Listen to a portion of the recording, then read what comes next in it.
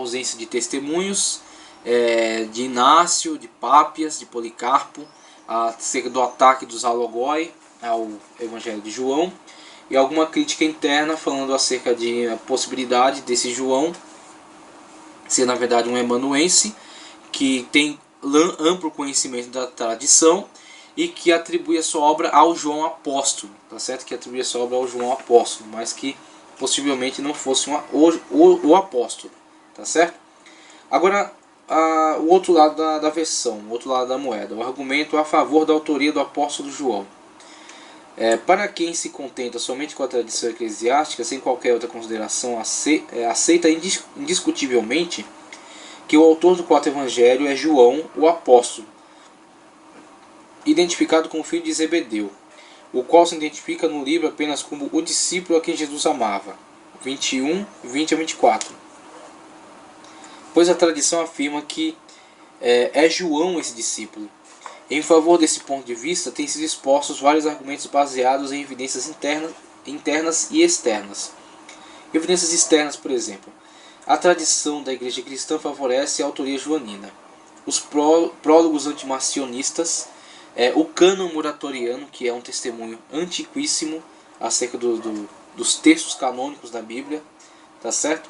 Irineu, Clemente de Alexandria, Tertuliano, Taciano, Cláudio Apolinário, bispo de Herápolis, Atenágoro, Teófilo de Antioquia, todos do segundo século. Alguns consideram que a mais antiga referência ao apóstolo João como autor desse evangelho é o fragmento muratoriano, que deve ter sido escrito cerca de 170 a 180 da era cristã. Conforme vemos, a crença na autoria joanina é bem antiga e proveniente de vários lugares, como Ásia, Gália, Egito, África e Roma. Toda o vasto território do mundo antigo, né? De onde vem diversas testemunhas afirmando João ser o autor, João apóstolo ser o autor desta obra. O primeiro escritor a fazer claras citações do quarto evangelho e atribuir a obra a João é Teófilo de Antioquia, em 181. Mas já antes desta data, vários escritores, inclusive Taciano, um aluno de Justino Marte, Cláudio Apolinário, bispo de Herápolis, e Atenágoro, fazem claras citações do quarto evangelho, tratando como fonte com autoridade.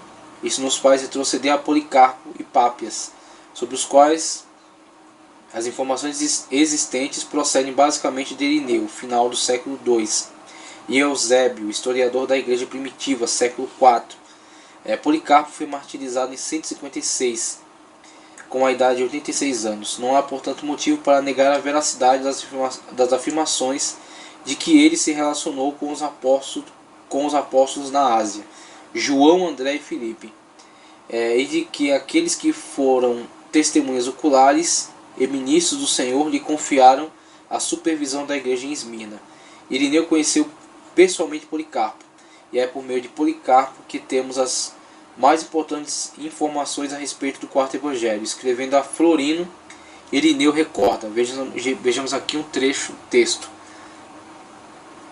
Recordo-me dos acontecimentos daqueles dias com mais clareza do que daqueles que têm ocorrido recentemente, pois aquilo que aprendemos enquanto somos crianças cresce junto com a alma e fica unido a ela, de modo que posso falar até mesmo do lugar em que o abençoado Policarpo se sentava para os debates.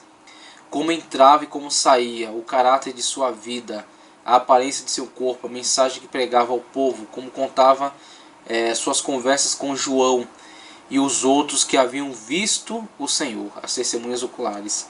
Como se lembrava das palavras deles, quais eram as coisas concernentes ao Senhor que ouvira deles, inclusive os milagres e os ensinos dele. E como Policarpo havia recebido isso da parte das testemunhas oculares da palavra da vida, e relatou todas as coisas de conformidade com as Escrituras. Quase todos os estudiosos concordam que esse João referido por Irineu não é outro senão João, o apóstolo, filho de Zebedeu. Tá ok? Então, temos aqui algumas evidências que agora mostram o outro lado da história, né? Evidências externas, que apontam testemunhos acerca de João, de pessoas que se relacionaram diretamente com João, tá ok? e que afirmam ser ele sim o João apóstolo, João filho de Zebedeu, o João testemunho ocular que andou com o Senhor. E também afirmam ser este João o autor do evangelho, tá ok? O autor deste evangelho. E aí temos com evidências internas, apresentado aqui na página 37, mas não é somente o argumento baseado na tradição que advoga a autoria joanina do quarto evangelho. Há outros argumentos baseados em evidências internas em favor da autoria joanina. O autor foi testemunha ocular, tá certo? E aí temos as narrativas. As narrativas, por exemplo, quando João fala acerca do tanque de Betesda.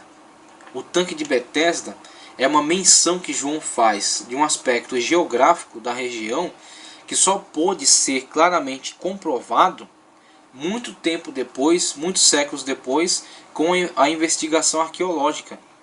Com o nascimento da arqueologia moderna, métodos modernos de investigação, pôde ser descoberto na região o tanque de Betesda. Tanque de Betesda que é descrito por João no seu evangelho, mostrando que esta pessoa que escreveu o evangelho é a mesma pessoa que esteve no tanque de Betesda. É a pessoa que esteve, que observou Jesus atuando neste tanque, curando um aleijado que estava ali aguardando pelo movimento das águas. Evidências fortíssimas, mostrando que ele, de fato, teve conhecimento de primeira mão daquilo que está falando. O autor era conhecedor dos costumes judaicos, por exemplo, conhecedor dos costumes judaicos acerca do hábito de vida dos judeus, hábitos, por exemplo, de o uso das figueiras, quando eles se assentavam embaixo das figueiras para discutir, né, para repousar, ter esse tipo de hábito, hábitos internos, hábitos que só são importantes para uma pessoa que os praticava, só são importantes para uma pessoa que os conhecia por dentro, que passaria batido por um amanuense externo, que não tem relacionamento direto com os fatos, que não seria nem percebido. Agora é notado por uma pessoa que conhece isso por dentro, tá ok? Então, partindo para a conclusão, vemos, embora a questão da autoria deste Evangelho de João continue sendo um assunto extremamente debatido, uma coisa é certa: se o autor foi um homem profundamente religioso, místico por natureza, que mantinha real comunicação com Cristo a respeito de quem ele escreveu, e apesar do retrato falado que faz dele ser radicalmente diferente dos evangelhos sinóticos, é óbvio que ele cria que esse Cristo transcendental fosse o Jesus histórico. Então temos aí as probabilidades, tá? As probabilidades da autoria de João como testemunho ocular, a questão das narrativas em que ele faz, em que os relatos que ele dá, que demonstram ser ele conhecedor dos fatos que estão sendo relatados, os detalhes apresentados acerca da geografia e dos hábitos, tá ok? E aí partimos agora para o local de composição. Então temos aí o nome do autor, não se encontra no texto, mas desde que passou a circular foi atribuído a João, encerrando essa questão aqui da autoria. E também temos, a favor de João, temos o cânon muratoriano, a tradição cristã e o pergaminho P52, descoberto em 1935 e escrito por volta do ano 125. Então, passando depois para o local de escrita, antes devemos analisar um pouco acerca desse pergaminho. O pergaminho P52 é um achado extraordinário da arqueologia que examina os textos. Vemos aqui nesse pequeno fragmento de papel aqui, esse pequeno fragmento de pergaminho, com poucas linhas escritas, tá certo? Destas poucas linhas escritas podemos identificar aqui alguns textos que estão ligados a este conteúdo. Então está aqui em espanhol, tá certo? Está aqui o grego original e aqui em espanhol. Acerca da verdade, por exemplo, para isto que ele é nascido, quando ele fala que para isto ele é nascido. O manuscrito trata de textos, fragmentos de João 18 entre o 37 e o 38, entre o versículo 37 e 38. Curtos fragmentos tratando para isto é nascido, da verdade, é este, tá certo? Aqui temos ao mundo para dar testemunho, tá certo? te digo, tá certo? Te digo. Então, essas poucas linhas aqui que estão presentes neste fragmento de papiro podem ser localizadas nesse texto de João. Elas são esse texto, João 18, 37 a 38. Esses poucos fragmentos. Como esses escassos fragmentos ajudam? No sentido de que, através da pesquisa, né, a localização primeiro do texto, se refere a que texto? Se refere a este texto, este evangelho. Muito bem. Após essa localização, entra em campo outra ciência, a ciência da paleontologia. E como ela fornece subsídios? A partir da análise do material. Então, colhido um pequeno material, é feita análise laboratorial. Essa análise laboratorial busca estabelecer aquilo que chama-se de carbono 14. Tá, ok? O carbono 14, a investigação através do método de carbono 14. Esse carbono, essa investigação, basicamente, que eu não sou cientista, basicamente, ela examina a perda de carbono dos materiais. Os materiais perdem carbono ao longo da vida. Então, todos os materiais têm carbono, eles perdem carbono ao longo da vida. Então, a partir da perda de carbono de um determinado material, pode-se estabelecer a sua época de vida. A que época ele pertence. Tá, ok? A partir da perda de carbono. A partir de quando passou a ser usado, manipulado. E com isso, perda de carbono. Então, a partir do exame laboratorial, né, que a paleontologia fornece, este material que contém este pequeno texto de João pode ser localizado aproximadamente no ano 125 da era cristã. No ano 125 da era cristã. Para que serve essa afirmação? Essa afirmação serve para calar a boca de críticos que afirmavam que esse texto foi escrito pelo menos no segundo século. Pelo menos no segundo século da era cristã. Ou seja, tiravam totalmente a possibilidade desse texto ser de autoria de João, o apóstolo, né, atribuindo esse texto ao segundo século da era cristã. Com essa descoberta arqueológica e com esse exame laboratorial, este material, que é João 18, 37 e 38, está datado de pelo menos 125 da era cristã. Ou seja, próximo da época do autógrafo, do texto que saiu das mãos do apóstolo. Próximo de 90 da era cristã, quando João, o apóstolo, escreveu este evangelho. Tá certo? Então esse texto provavelmente é uma cópia do autógrafo, uma cópia do evangelho original. Tá certo? Que circulou, né, em 125, circulou desde antes, em 125, e foi, pela providência divina, guardado, reservado para esta ocasião. Esse fragmento de texto chegou até as nossas mãos para ser investigado, para ser datado e para servir de comprovação. Vemos aí o texto descoberto em 1935 e sendo datado do ano 125 da era cristã, o manuscrito chamado Highlands P52, um texto muito importante. Então o local de composição, quase tudo em João é polêmico e obscuro. Talvez Deus quis que fosse assim. Talvez Deus quis que fosse assim. Então, dentre as polêmicas que podemos observar do Evangelho de João, esta é mais uma delas, que trata acerca do local, tá certo? Trata acerca do local de autoria deste Evangelho. Então, vemos aí...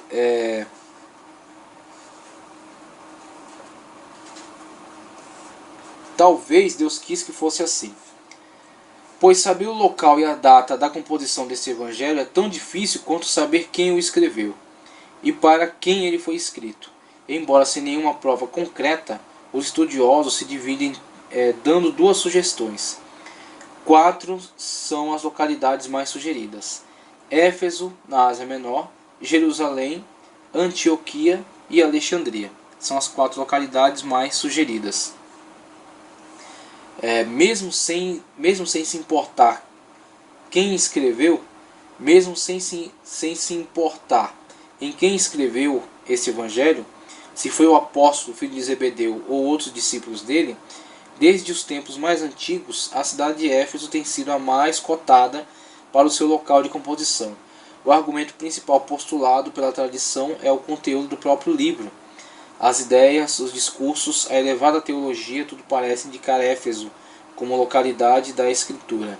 A história eclesiástica corrobora este argumento, testificando que o apóstolo João mudou-se para a Ásia Menor, passando a superintender as igrejas dali, e foi então banido para a ilha de Patmos durante o reinado de Domiciano, por volta dos anos 81 e 96, e finalmente morreu em Éfeso com cerca de 90, 100 ou mesmo 120 anos de idade durante o reinado de Trajano, tá certo?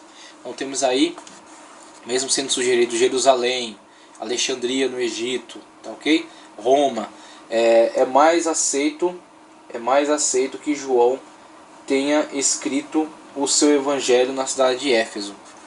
Na cidade de Éfeso, localizada aqui na Ásia Menor, próximo às 7 igrejas para as quais João endereçou cartas no Apocalipse. Outra obra extraordinária que estaremos analisando mais à frente. Aqui um aspecto visual de um local, um campo arqueológico em Éfeso, tá certo? Uma estrada romana que fazia parte aí da cidade de Éfeso, da importantíssima cidade de Éfeso. Uma cidade de Éfeso com uma importância extraordinária no local.